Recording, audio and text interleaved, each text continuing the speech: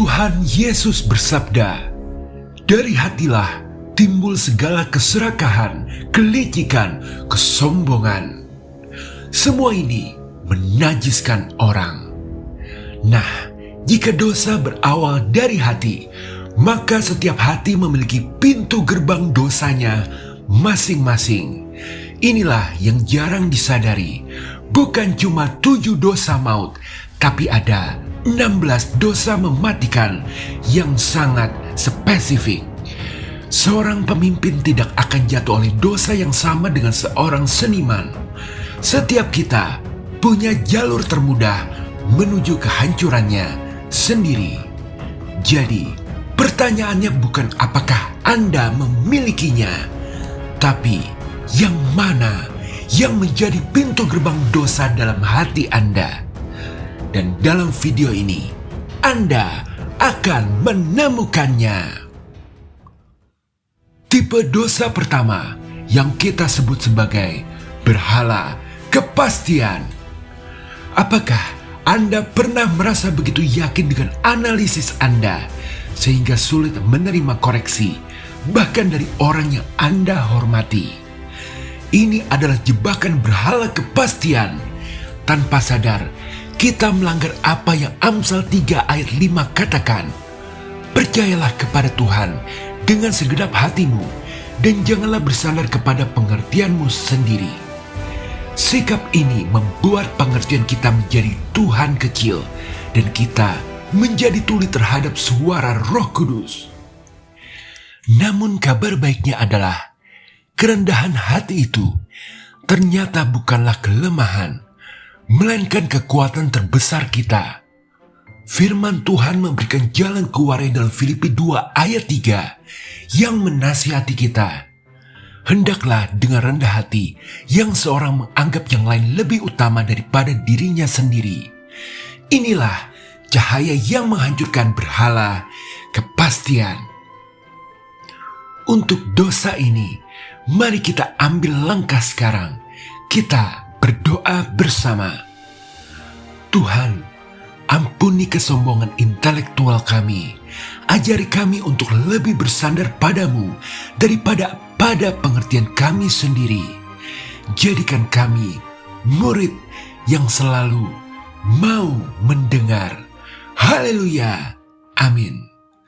Tipe kedua, kekosongan iman. Apakah Anda sering terjebak dalam labirin argumen dan logika, di mana semua hal harus bisa dibuktikan dan masuk akal? Ini adalah jebakan dosa kekosongan iman. Rasa skeptis yang sehat berubah menjadi sinisme yang menolak apapun yang tidak bisa diukur. Tanpa sadar, kita hidup seperti yang dikatakan 2 Korintus 5 ayat 7.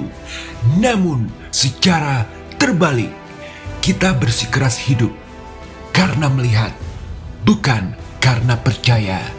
Hati kita menjadi ruang hampa yang menolak misteri, rahmat, dan belas kasih yang melampaui logika. Namun, Yesus sendiri mengundang kita keluar dari kekosongan ini.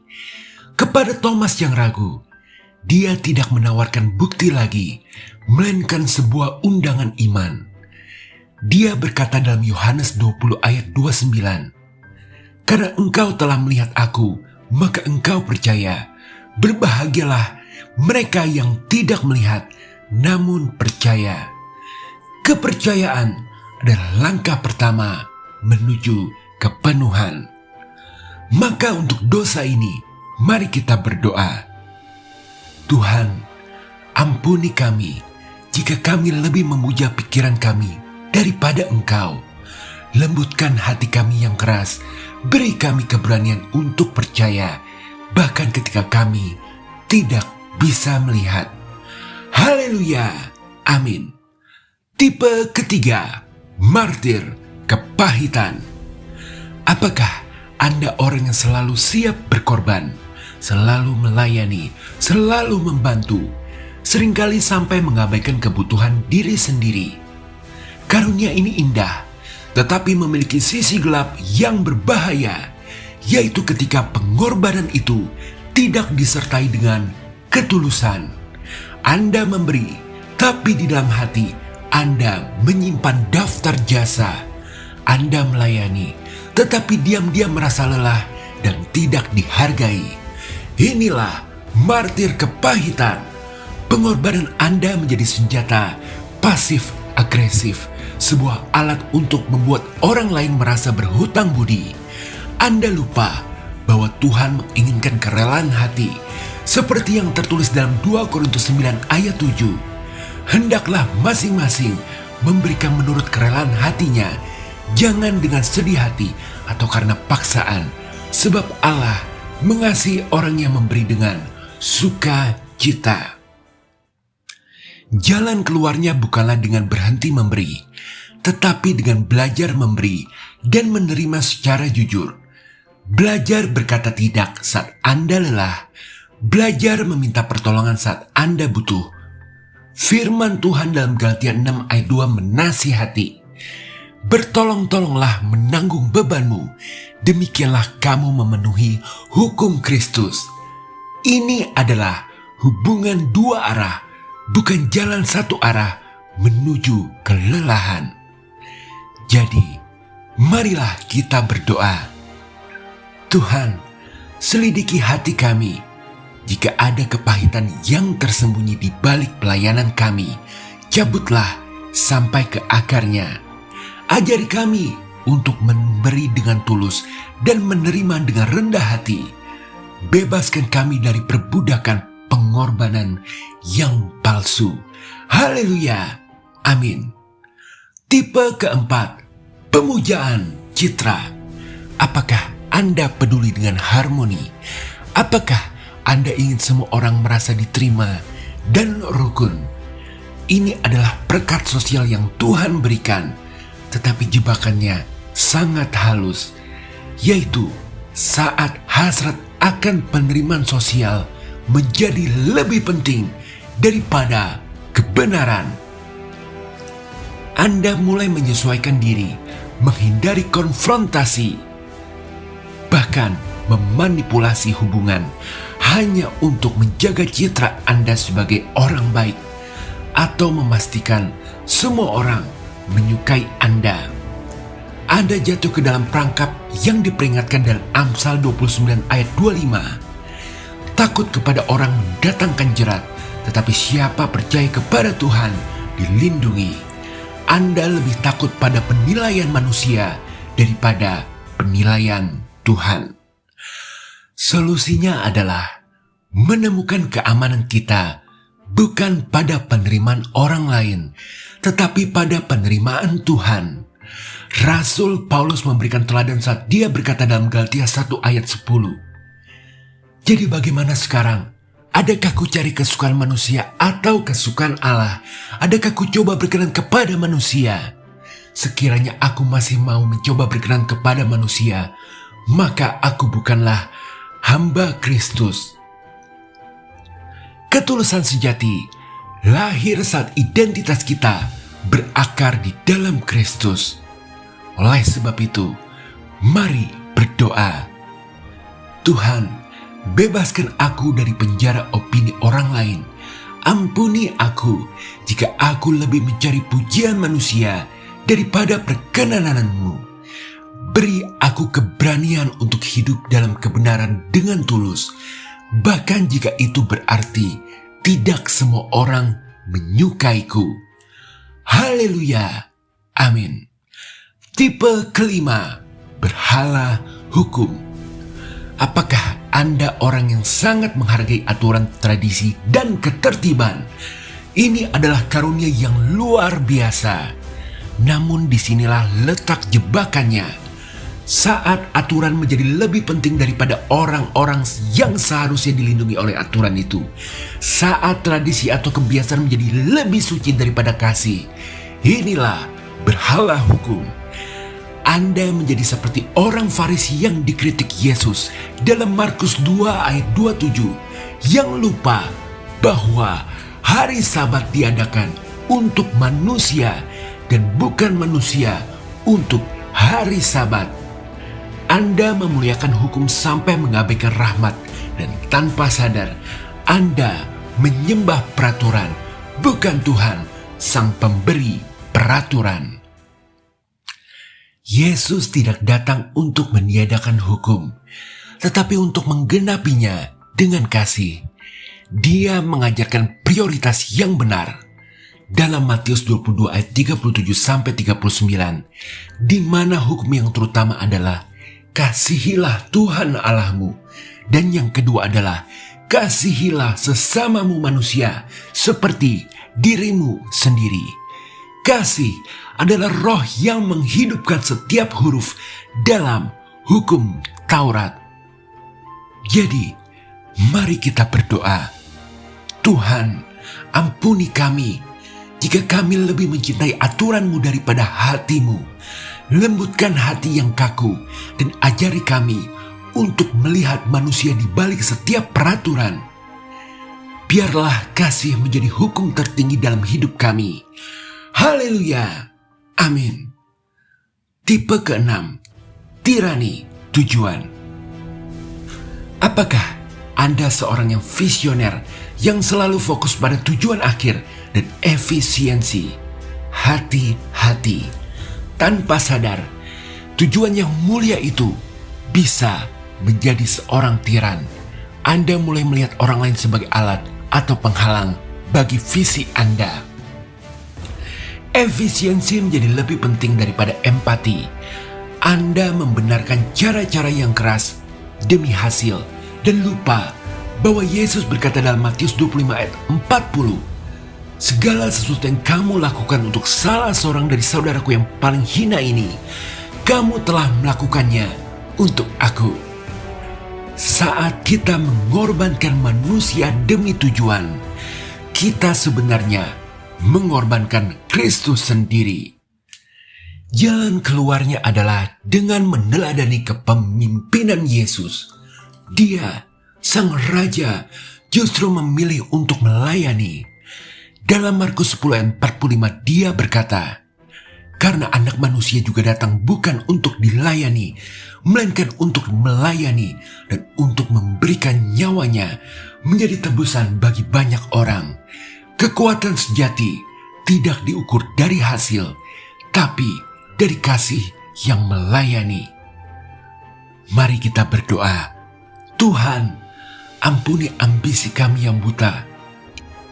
Ingatkan kami bahwa setiap orang yang kami pimpin adalah gambar-Mu yang berharga. Jadikan tujuan kami untuk memuliakan Engkau dengan meninggikan sesama kami. Haleluya. Amin.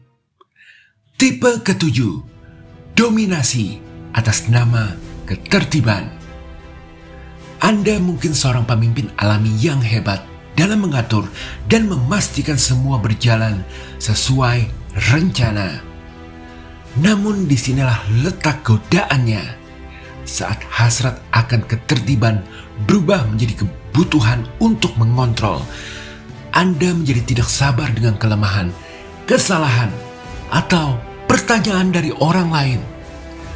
Anda memerintah dengan keras, percaya bahwa cara Anda adalah satu-satunya cara yang benar demi efisiensi.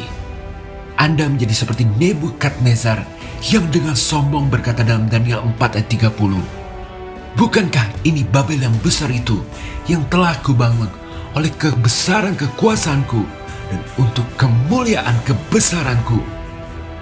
Anda membangun kerajaan kecil atas nama ketertiban dan merendahkan mereka yang Anda anggap tidak efisien. Kepemimpinan Kristen membalikkan piramida kekuasaan ini. Rasul Petrus menasihati para pemimpin dalam 1 Petrus 5 ayat 2-3. Gembalakanlah kawanan domba Allah, jangan dengan paksa, tetapi dengan sukarela. Janganlah kamu berbuat seolah-olah kamu mau memerintah mereka yang dipercayakan kepadamu, tetapi hendaklah kamu menjadi teladan. Otoritas sejati lahir dari teladan, bukan dominasi. Untuk dosa hati ini, mari kita berdoa. Tuhan, ampuni kami jika kami menggunakan kuasa kami untuk mengontrol, bukan untuk melayani. Hancurkan kesombongan dalam hati kami. Ajari kami untuk memimpin dengan kasih yang merendahkan diri, seperti yang telah Engkau teladankan. Haleluya. Amin. Tipe 8. Hasrat kekacauan. Apakah Anda menikmati perdebatan? Apakah Anda merasa hidup saat bisa memenangkan sebuah argumen atau menunjukkan kelemahan logika orang lain? Waspadalah terhadap hasrat kekacauan. Kesenangan intelektual ini bisa berubah menjadi kegembiraan melihat konflik. Anda memancing perdebatan bukan untuk mencari kebenaran, tapi untuk hiburan atau untuk membuktikan keunggulan diri. Anda mengabaikan luka dan perpecahan yang Anda timbulkan dan melupakan nasihat dalam Roma 14 ayat 19. Sebab itu marilah kita mengejar apa yang mendatangkan damai sejahtera dan yang berguna untuk saling membangun. Karunia berpikir kritis seharusnya digunakan untuk membangun, bukan meruntuhkan. Efesus 4 ayat 29 memberikan panduan yang jelas. Janganlah ada perkataan kotor keluar dari mulutmu, tetapi pakailah perkataan yang baik untuk membangun di mana perlu, supaya mereka yang mendengarnya beroleh kasih karunia. Kemenangan sejati bukanlah saat kita memenangkan argumen, tapi saat perkataan kita membawa kasih karunia bagi pendengarnya. Maka mari kita berdoa. Tuhan, ampuni lidah kami yang tajam dan hati kami yang menikmati perselisihan. Gantikan hasrat kami untuk menang dengan hasrat untuk membangun. Ajari kami menggunakan kata-kata kami untuk mendatangkan damai, bukan kekacauan. Haleluya. Amin. Tipe ke-9, kultus visi. Anda memiliki kemampuan langka untuk melihat dunia sebagaimana seharusnya. Visi moral Anda begitu kuat dan jelas. Namun, disinilah godaan paling halus bersembunyi. Ketika visi pribadi Anda yang indah itu Anda angkat menjadi setara dengan firman Tuhan, di mana Anda akan memimpin dengan pesona dan keyakinan yang begitu kuat, sehingga tanpa sadar orang-orang tidak lagi bergantung pada Tuhan, melainkan pada Anda dan visi Anda. Anda menjadi sang nabi, sang visioner, sang gembala yang lupa bahwa Anda juga hanyalah domba. Anda jatuh ke dalam dosa yang diperingatkan dalam 2 Korintus 11 ayat 14, di mana iblis pun bisa menyamar sebagai malaikat terang. Visi Anda yang terang itu menjadi tabir yang menyembunyikan kesombongan rohani. Jalan keluarnya adalah penyerahan total.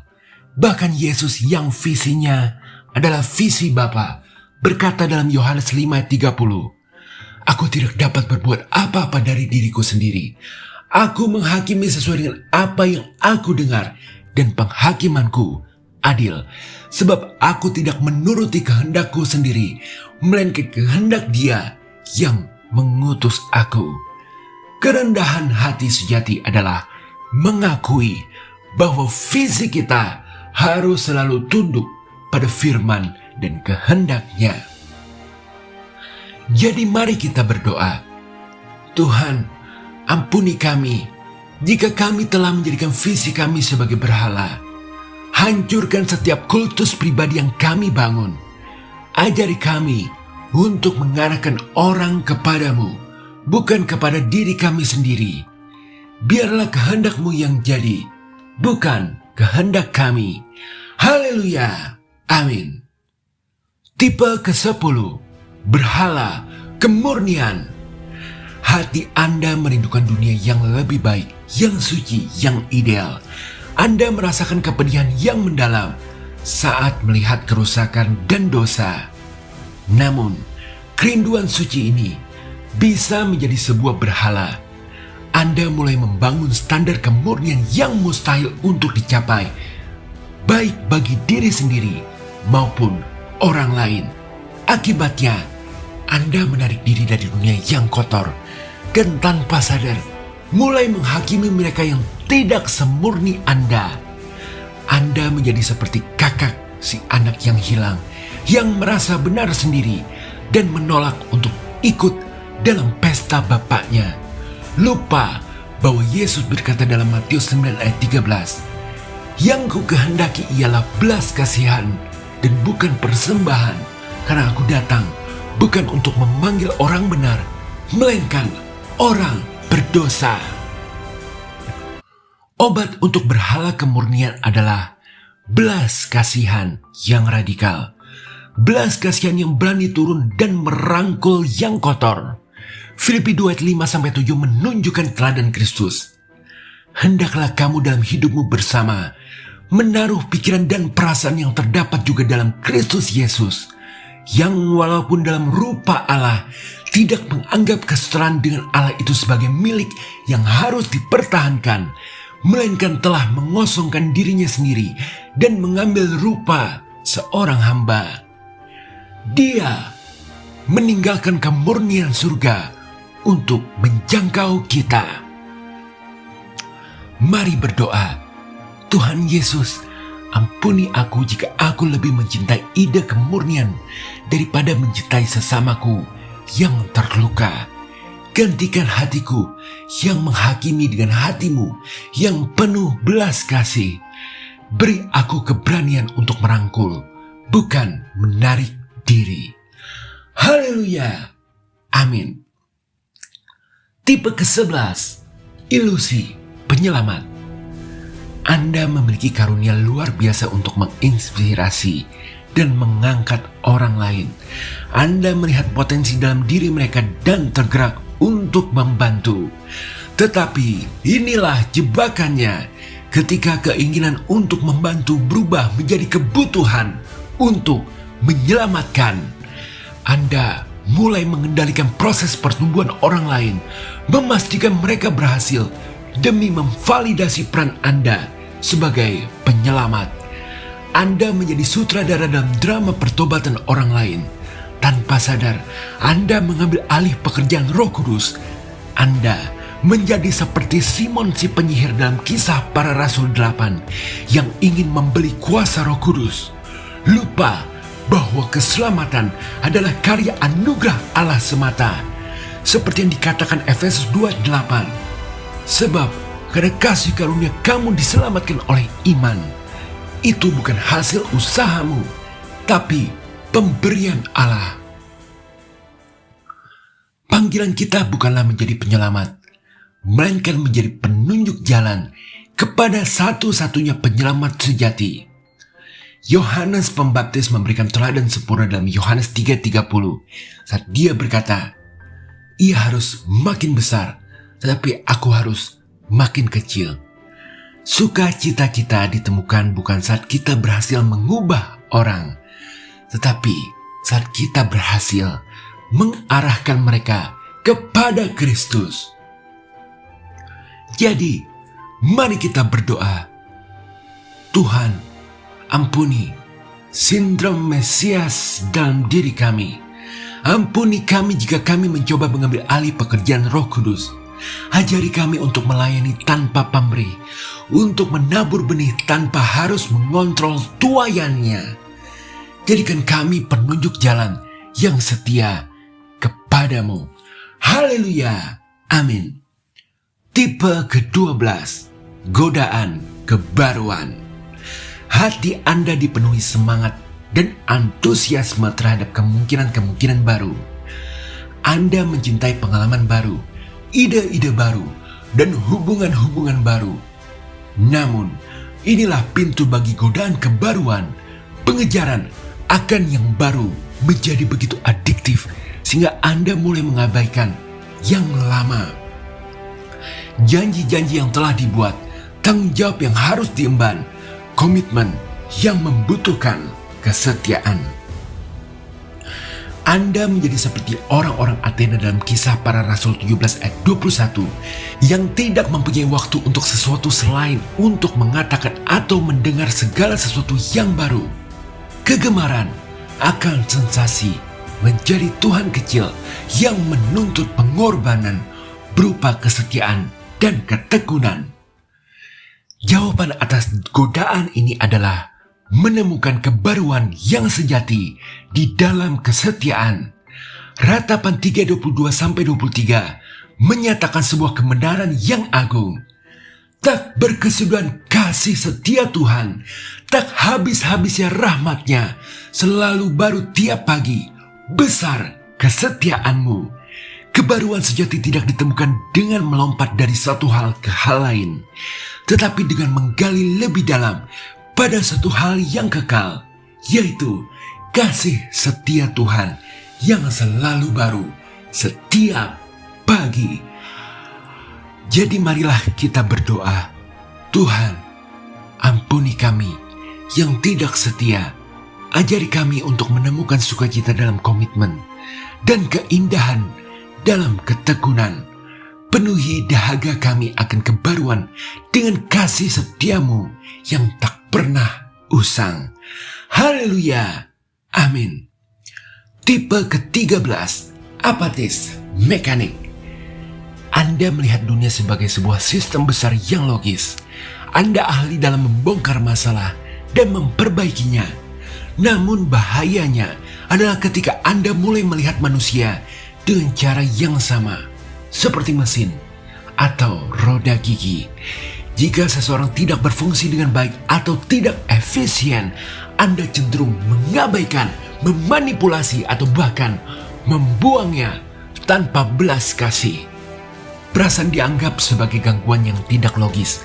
Anda menjadi seperti hamba yang menerima 1 talenta dalam Matius 25, yang hanya berpikir secara pragmatis tapi gagal memahami hati tuannya.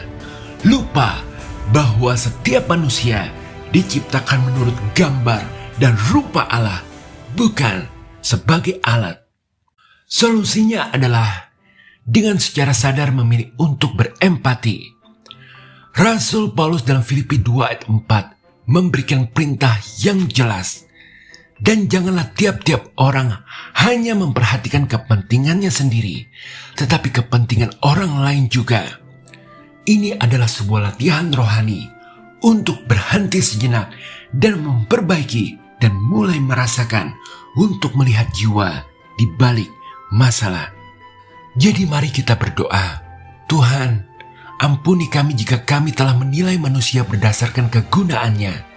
Hancurkan hati kami yang seperti batu dan gantikan dengan hati yang berempati. Ajari kami untuk mengasihi sesama kami, bukan hanya menganalisis mereka. Haleluya. Amin. Tipe ke-14, elegi diri.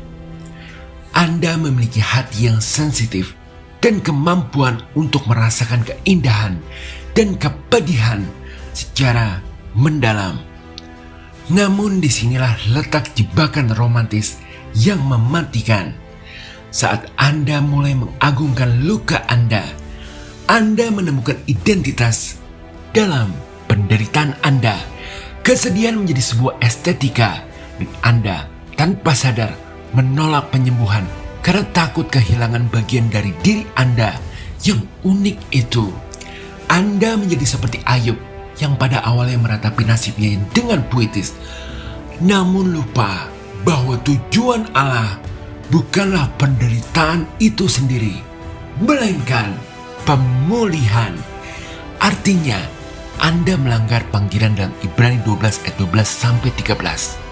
Sebab itu, kuatkanlah tangan yang lemah dan lutut yang goyah, dan luruskan jalan bagi kakimu, sehingga yang timpang jangan terpelencok, tapi menjadi sembuh. Jalan keluarnya adalah dengan memindahkan fokus dari keindahan luka ke keindahan Sang Penyembuh. Mazmur 147:3 menjanjikan, Ia menyembuhkan orang-orang yang patah hati dan membalut luka-luka mereka.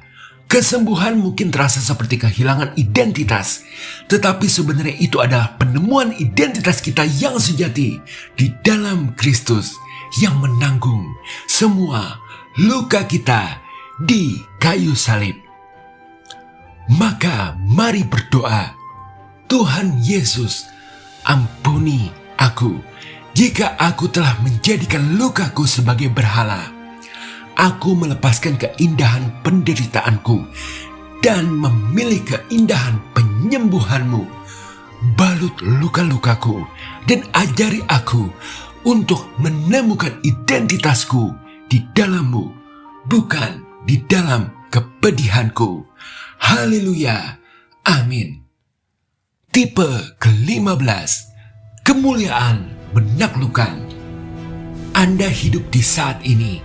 Anda berani mengambil resiko dan mengejar kemenangan dengan energi yang luar biasa. Namun, hasrat untuk menang ini bisa menjadi sebuah penyembahan berhala. Anda mulai mengejar kemenangan, status, dan dominasi atas orang lain sebagai tujuan itu sendiri. Setiap interaksi adalah kompetisi. Setiap hubungan adalah kesempatan untuk berada di atas. Anda menjadi seperti Goliat yang kemuliaannya ada pada kekuatan dan kemenangannya sendiri.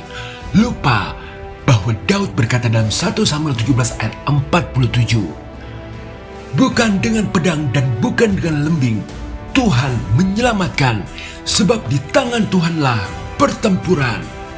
Kemuliaan sejati bukanlah milik kita untuk direbut. Jawaban atas dosa ini adalah kerendahan hati yang radikal dan pengakuan bahwa setiap kemenangan adalah milik Tuhan. Yakobus 4 ayat 6 memberikan peringatan sekaligus janji. Allah menentang orang yang jongkak, tetapi mengasihani orang yang rendah hati. Kekuatan terbesar bukanlah saat kita menaklukkan orang lain, tetapi saat kita menaklukkan ego kita sendiri di hadapan Tuhan. Mari kita berdoa. Tuhan, ampuni kehausan kami akan kemenangan dan status. Hancurkan kesombongan dalam hati kami yang selalu ingin menjadi nomor satu. Ajari kami bahwa kemuliaan sejati adalah saat kami merendahkan diri dan Engkau yang ditinggikan. Haleluya. Amin. Dan yang terakhir, tipe ke-16, pemujaan panggung. Anda adalah kehidupan pesta. Anda membawa sukacita, energi, dan tawa kemanapun Anda pergi. Anda hidup untuk momen itu. Namun, inilah jebakan yang paling glamor. Saat kebutuhan akan sorotan, tepuk tangan, dan kekaguman orang lain menjadi nafas hidup Anda. Anda mulai mengorbankan kebenaran demi sebuah lelucon, popularitas, atau kesenangan sesaat. Anda menjadi takut akan keheningan dan kesendirian. Anda menjadi seperti Salome yang menari untuk Herodes demi pujian dan akhirnya meminta kepala Yohanes Pembaptis di atas talam. Anda lupa peringatan Yesus dalam Lukas 6 ayat 26. Celakalah kamu jika semua orang memuji kamu, karena secara demikian juga nenek moyang mereka telah memperlakukan nabi-nabi palsu. Jalan keluarnya adalah menemukan sukacita bukan dari panggung dunia, tetapi dari perkenanan Bapa di surga.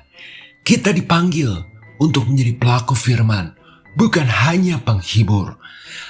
Yakobus 1:22 memerintahkan, tetapi hendaklah kamu menjadi pelaku firman dan bukan hanya pendengar saja. Sebab jika tidak demikian, kamu menipu diri sendiri. Ketekunan dalam kebenaran jauh lebih berharga daripada tepuk tangan sesaat. Maka mari kita berdoa. Tuhan, ampuni kecanduan kami akan perhatian. Ajari kami untuk menemukan sukacita sejati di dalam Engkau, bukan di atas panggung. Beri kami keberanian untuk memilih kebenaran-Mu di atas popularitas dunia. Haleluya. Amin. 16 tipe hati. 16 pintu gerbang dosa yang berbeda. Mungkin saat mendengarkan tadi, ada 1 atau 2 deskripsi yang terasa seperti cermin yang menusuk langsung ke dalam hatimu. Jika video ini telah membuka mata Anda tentang diri sendiri, kemungkinan besar ini juga akan berbicara pada seseorang yang Anda kenal. Saya mengundang Anda untuk membagikan video ini agar lebih banyak orang dapat mengenali area pergumulan mereka. Namun, jangan berkecil hati. Tujuan dari pengenalan ini bukanlah untuk membuat kita putus asa, tetapi justru untuk memulai sebuah pertobatan yang spesifik dan jujur. Karena kabar baiknya adalah untuk setiap pintu gerbang dosa, Tuhan telah menyediakan pintu gerbang rahmat yang jauh lebih kuat. Mengenali kelemahan kita adalah langkah pertama untuk menerima kekuatannya. Dan inilah undangan saya untuk Anda. Setelah kita mendiagnosis penyakitnya, sekarang saatnya kita mengambil obatnya. Karena di seri video berikutnya yang berjudul Ucapkan Berkat Ini, kita akan belajar secara praktis bagaimana mendeklarasikan firman Tuhan dan kuasanya atas setiap area hidup kita. Entah itu untuk melawan tirani tujuan yang kita bahas hari ini, atau untuk menghadapi kecemasan akan masa depan, kekecewaan pada dunia, dan menemukan harapan baru saat kita merasa tersesat. Jika Anda siap untuk beralih dari pengenalan dosa ke proklamasi kemenangan dalam segala aspek hidup, pastikan Anda menekan tombol subscribe dan menyalakan lonceng notifikasi. Perjalanan kita baru saja dimulai. Terima kasih telah menonton video ini. Sampai jumpa di video berikutnya, di mana kita akan mulai mengucapkan berkat atas hidup kita. Haleluya, amin. Tuhan Yesus memberkati.